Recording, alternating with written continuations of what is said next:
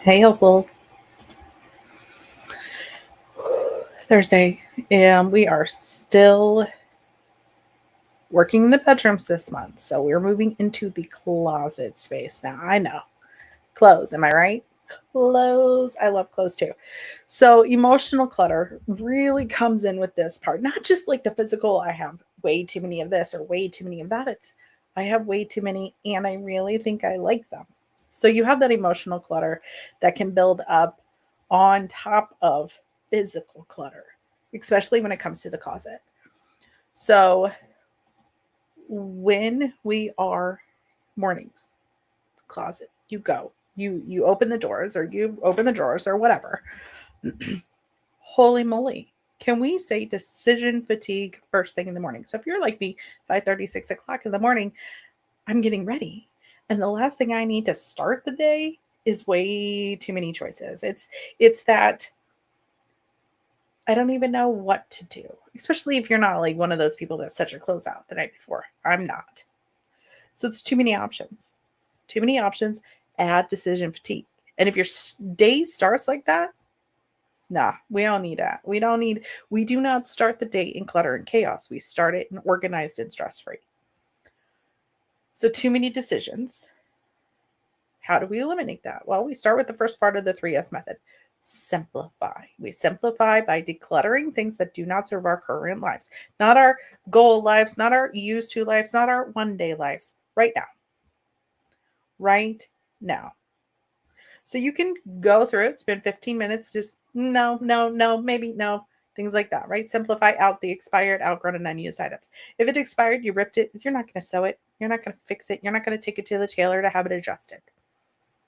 If it's outgrown, unused, you may have switched lifestyles. Maybe you used to go to the office and now you work from home, so you're a little more casual.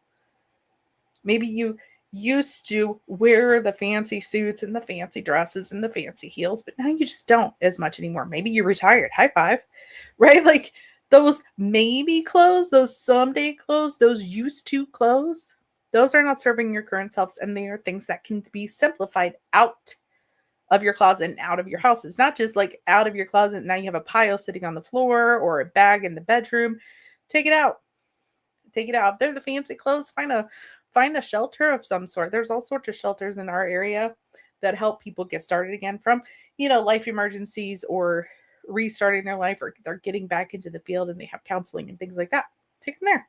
If you don't want to just drop them off at the donation center that you're used to, just take them there. Right? So the used to someday maybe possibly ish clothes, those are the ones that are leaving. Right? Oh, I used to be able to fit in that dress. Oh, maybe I'll drop the weight one day. Ooh, what if I put the weight back on? I really liked this. Liked being the key word, right? When you have the justification of keeping something, no, we're not justifying keeping clutter. We are living in the current moment. So if you put a shirt on in the morning, you take it off because you don't like how it goes, how it feels, all the things, that is an obvious one that can be donated. And if you don't already have a donation box set up in your closet, set up in the drawer, put it on top of the cupboard, whatever, put one. That is the best way to make sure that I put the shirt on and then I took the shirt off doesn't go back in the closet. It does not deserve a hanger. So go ahead and put it in your donation box. It's great when if you got kids. Like if you have kids and you've got a donation box in their closet, it makes life so much easier. 10,000 times easier if you have a built-in donating option. So those used to clothes, those I don't like the clothes. All the clothes that you're about go directly in that box. Now, when you're going to organize it, you're going to sort it, things like that, sort it by what works for you. If you need to fold and color coordinate and hang, do it. Right? Like if you need your clothes to be sleeve length and color coordinated, go ahead and do that. But if you're not sure, start simple. Remember, we're going to start with the macro systems, that one step put away system. And so then once you know that works, once you know that one step put away system works, in 6 months, when you refresh your space, when you check back in with your space, you know that you're going to, okay, this works. but I can up level it because I really want it to be micro organized. I really want it to be more one step findable instead of one step put away. Now, if you're visual, non-visual, you want to see it. And if you've got a closet with the doors, take the doors off. Get clear shoe containers instead of solid ones. Get hooks to go on the outside of the wardrobe.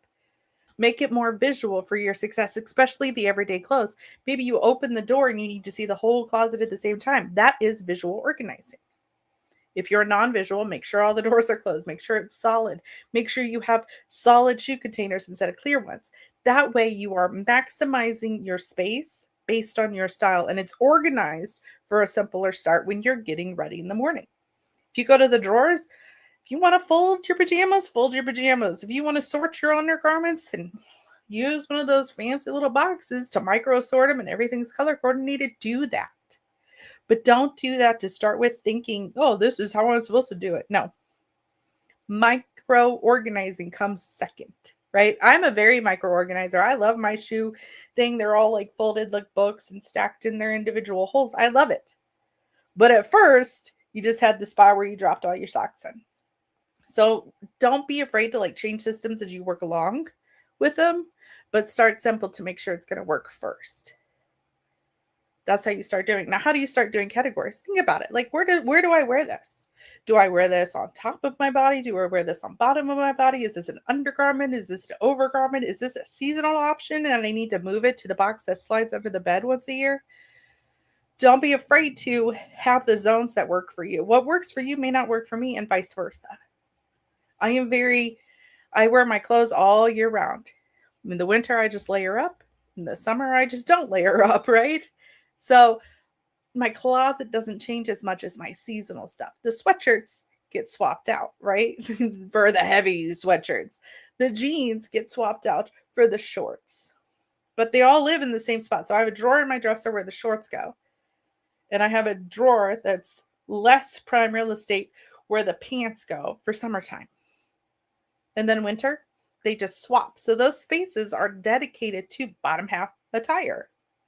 Just like the left part of my closet is dedicated to sleeveless shirts. The right part, sweatshirts, long sleeves.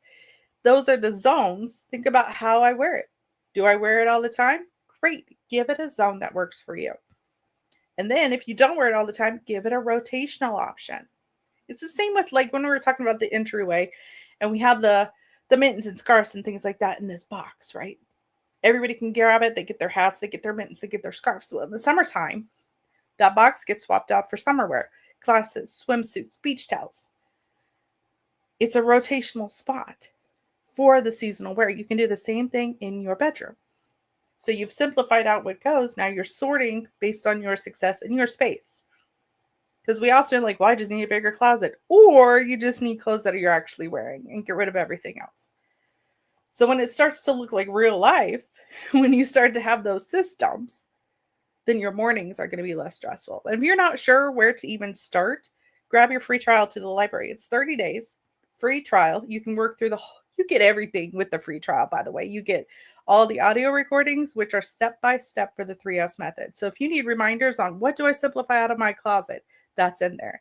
If you need refreshers on how to set it up or schedule ideas for how to keep it that way, it's all in there. It's audio guided recordings. And then there's also all the bonuses, right? You get the challenges, you get the 30-day resets, you get the tour guide so you understand how to envision, what you want that space to be. It's all in there. And if you start your free trial, you get it all for free. So it's like bonus. So if you're working through your closet space, you just plug and play. It's that simple. Okay. So get to your get ready spaces. Simplify out what's not serving you. Set it up and organize it for your success. And until next time, stay hopeful.